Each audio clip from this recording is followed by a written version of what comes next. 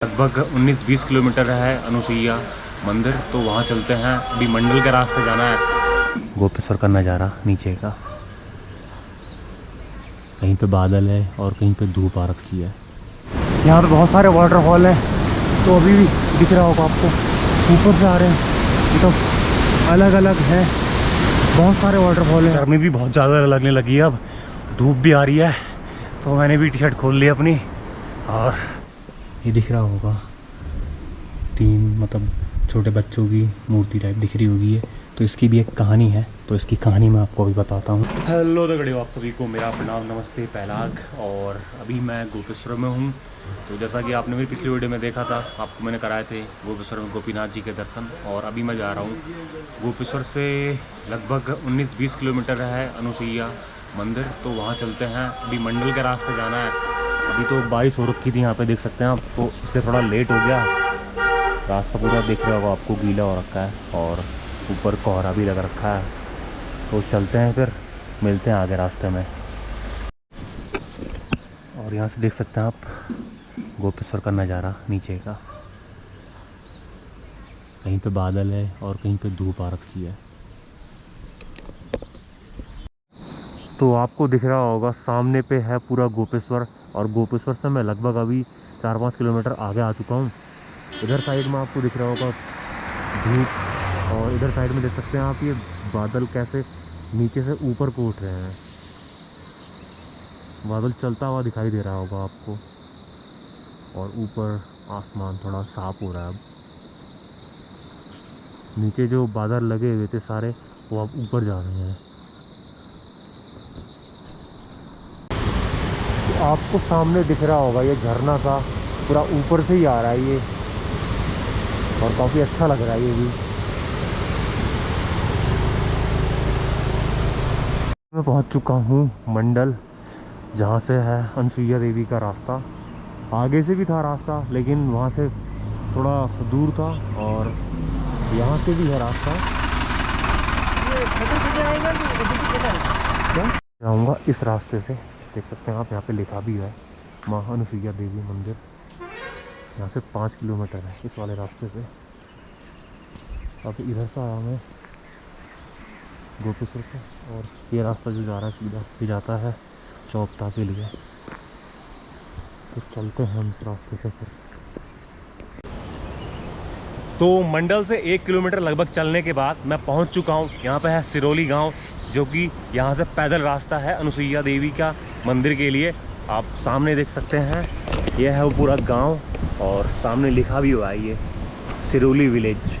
और अभी धूप बहुत तगड़ी आ गई, यहाँ पे पूरे पहाड़ों पे धूप ही धूप हो गई, और तो मौसम भी साफ़ ही हो गया है।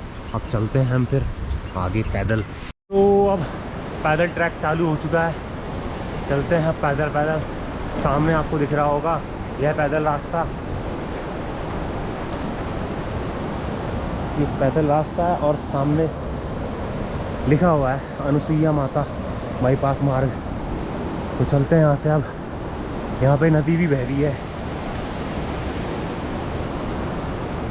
सामने देख सकते, सामने झरना गिर रहा है। इस रास्ते में काफ़ी झरने दिखे हैं मुझे, और आगे भी बहुत सारे झरने हैं। आपको दिख रहा होगा द डिवाइन रिसॉर्ट, तो रिसॉर्ट भी है यहाँ पे। लेके चलता हूँ आपको अंदर और दिखाता हूँ रिसॉर्ट का। फिर अब मंदिर के लिए ट्रैक शुरू करेंगे। तो इस सामने दिख रहा होगा आपको रिसॉर्ट है, डिवाइन रिसॉर्ट। काफ़ी अच्छा बना रखा है ये इस जंगल के बीच में।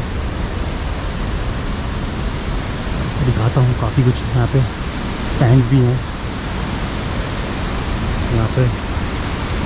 आप लोग अगर आते हैं तो यहाँ पे रुक भी सकते हैं, स्टे कर सकते हैं नाइट। और सामने झरने आपको दिख रहे होंगे। तो जैसे कि मैंने पीछे आपको दिखाया था, यहाँ पे बहुत सारे वाटरफॉल हैं, तो अभी भी दिख रहा होगा आपको, ऊपर से आ रहे हैं, तो अलग अलग है। बहुत सारे वाटरफॉल हैं यहाँ पे, और नीचे जा रही नदी, आपको दिख रहा होगा वाटरफॉल। आगे भी है, तो आगे चलते हुए भी आपको आगे भी दिखाऊंगा। तो ट्रैक चालू करने के बाद लगभग 1.5 किलोमीटर में आ गया हूँगा और पूरा घना जंगल है। और यहाँ मतलब मैंने आपको रास्ते में दिखाया था कि वाटरफॉल था वहाँ पे, तो यहाँ पे भी बहुत सारे वाटरफॉल मिल रहे हैं मेरे को जगह जगह पे। जैसे यहाँ पे भी है और इसको मैंने पहले भी दिखाया था, उधर साइड में भी है, वहाँ पे नदी बह रही है उधर साइड में। और ये है मतलब पूरे घने जंगलों के बीच बना हुआ है ये रास्ता आपको दिख रहा होगा और घना जंगल भी दिख रहा होगा। तो माता रानी के दर्शन करने हैं तो चलते हैं हम बस आगे। और सामने देख सकते हैं फिर से वाटरफॉल एक और।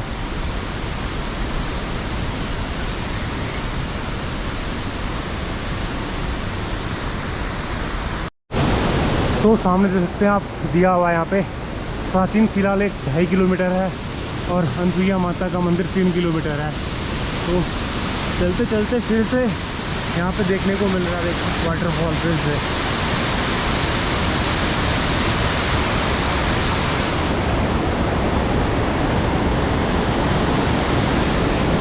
चलते चलते थक गया और गर्मी भी बहुत ज़्यादा लगने लगी है। अब धूप भी आ रही है तो मैंने भी टी शर्ट खोल ली अपनी और चल रहा हूँ मैं भी ऐसी।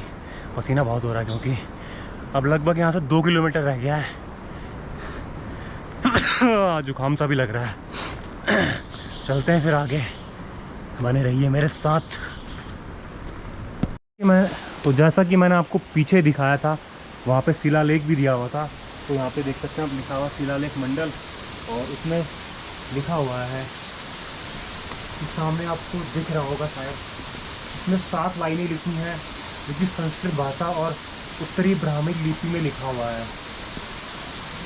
एक राजा द्वारा लिखवाया गया था और यहाँ पे एक जलाशय का निर्माण भी किया था जो कि आपको दिख रहा होगा, झरना आता हुआ। तो चलते हैं अब आगे मंदिर की तरफ। मंदिर के पास पहुंचने से पहले यहाँ पे मेरे को दिखा, सामने दिख सकता है आपको, गणेश जी की मूर्ति बनी हुई है यहाँ पे। तो मैं आपको थोड़ा सामने से दिखाता हूँ। देख सकते हैं आप, पूरा पत्थर पे पूरा गणेश जी की मूर्ति बनी हुई है।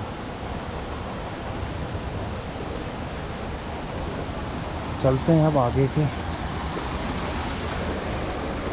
बस मंदिर के पास पहुंचने ही वाला हूँ मैं।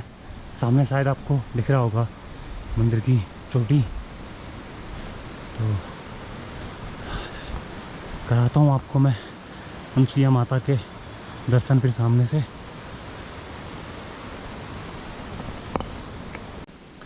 तो भाई 5 किलोमीटर का ट्रैक करने के बाद आखिरकार मैं पहुँच ही चुका हूँ मंदिर के पास। और ये रहा मंदिर अनसुईया माता का। तो चलते हैं अंदर माता रानी के दर्शन करने।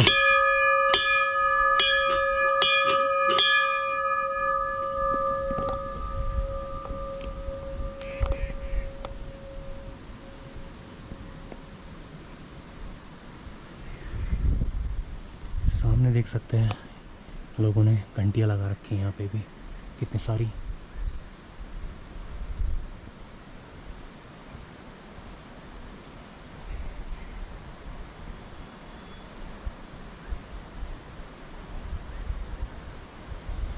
तो नीचे से ऊपर आके एक अलग ही सा एहसास है यहाँ पे। माता रानी का मंदिर है। तो अब करवाता हूँ मैं आपको अनसुईया, तो कराता हूँ आपको मंदिर के दर्शन बाहर से, क्योंकि अंदर तो वीडियोग्राफी मना है। तो इसलिए मैं आपको बाहर से ही दिखाऊंगा। और आपको सामने ये दिख रहा होगा 3 मतलब छोटे बच्चों की मूर्ति टाइप दिख रही होगी है। तो इसकी भी एक कहानी है, तो इसकी कहानी मैं आपको अभी बताता हूँ।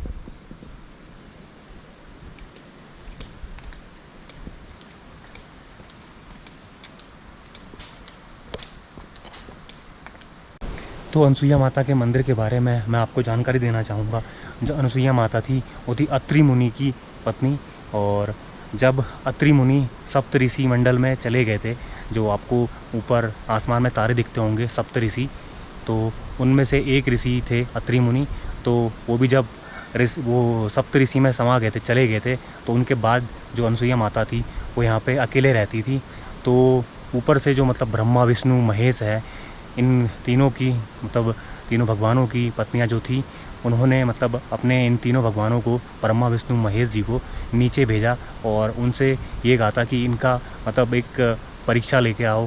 तो वो लोग नीचे आए और नीचे आने के बाद उनने माता से बोला कि हमें भोजन खिलाओ। तो उन्होंने कहा चलो ठीक है, माता मान गई। और तो जो भगवान थे ब्रह्मा विष्णु महेश, वो अपना यहाँ पे वेश बदल के आए थे। तो उनने बोला कि हम एक शर्त पे खाना खाएंगे यहाँ पे, कि अगर तुम हमें निर्वस्त्र होकर यहाँ पे भोजन करवाओगी तो अनुसुईया माता ने तो अपना मतलब ध्यान करके उनने ध्यान लगाया। तो उसके बाद जो उनके पति थे अत्रि मुनि, तो उनके मतलब ध्यान में आए और उनने बताया कि ये एक मतलब भगवान है जो तुम्हारी मतलब परीक्षा लेने आए हैं। उसके बाद फिर माता ने कहा चलो ठीक है, मैं तुम्हें भोजन कराऊंगी, लेकिन तुम्हें बच्चे बन के यहाँ पे भोजन करना होगा। तो वो भगवान भी मान गए। और जैसा कि मैंने आपको पीछे दिखाया ही था, वहाँ पे 3 छोटे बच्चों की जो मूर्ति टाइप थी, तो वो तीनों ब्रह्मा विष्णु महेश जी की मूर्ति है। मतलब जो उनके बाद वो बच्चे बन गए थे, तो उनके बाद वो बच्चे बन के फिर यहीं पे रहने लगे।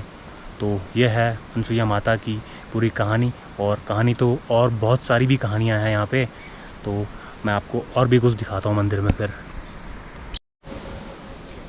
तो अंदर मंदिर के दर्शन करके मैं आ गया, माता अनुसुईया के दर्शन करके आ गया। तो मैं आपको बता दूं, अंदर वीडियोग्राफी मना थी, मैंने आपको पहले ही बताया था।